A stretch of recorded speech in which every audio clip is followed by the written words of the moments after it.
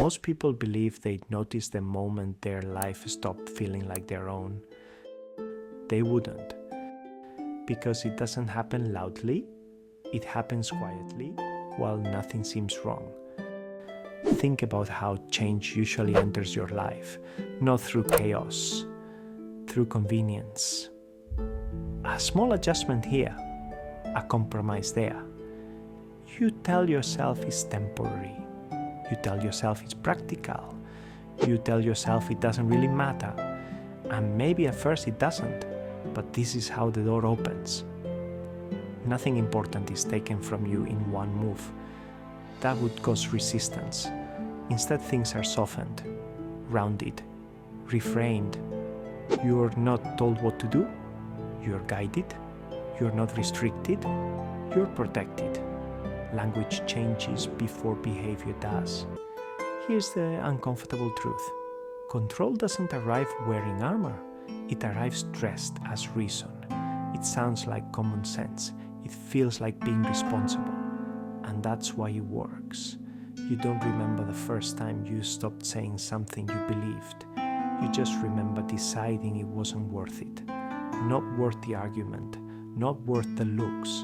Not worth the silence afterward. So you edit yourself at first, consciously. Later, automatically. Pay attention to that shift. The moment the effort disappears, that's when behavior becomes trained. Most people think they're making choices.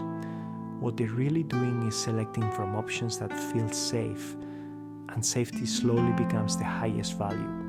Not truth, not curiosity, not honesty, safety. You start to feel it in your body. A pause before you speak, a calculation before you post, a tightening when a thought crosses your mind. You don't ask, is this true? You ask, is this allowed? What makes this process so effective is that it doesn't feel like loss. It feels like maturity. You're told this is what growing up looks like. Less conflict, less friction, less intensity. You become calmer, quieter, easier to predict. People compliment you for it.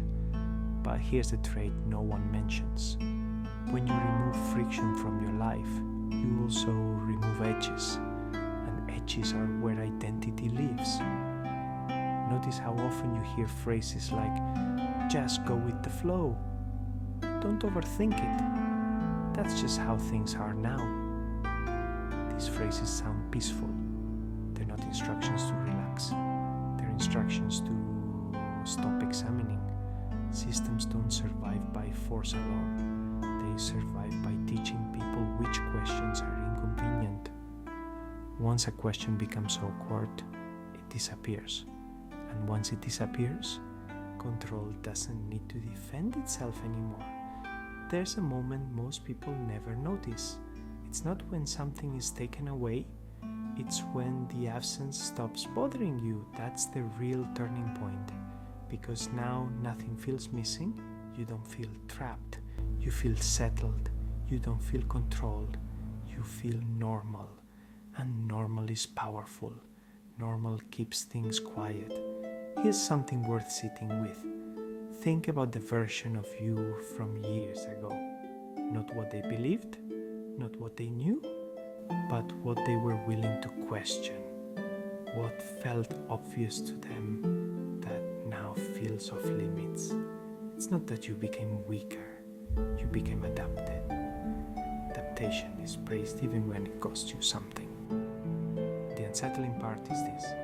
No one needs to silence a voice that learns to soften itself. No one needs to enforce obedience when behavior becomes habitual. And no one needs to announce control when it blends perfectly into routine. Most of what shapes human behavior doesn't arrive with warnings. It arrives slowly, wrapped in comfort, protected by good intentions, and reinforced by silence. By the time it has a name, it no longer needs one, because it already feels normal. And most behavior works best when it goes unlabeled.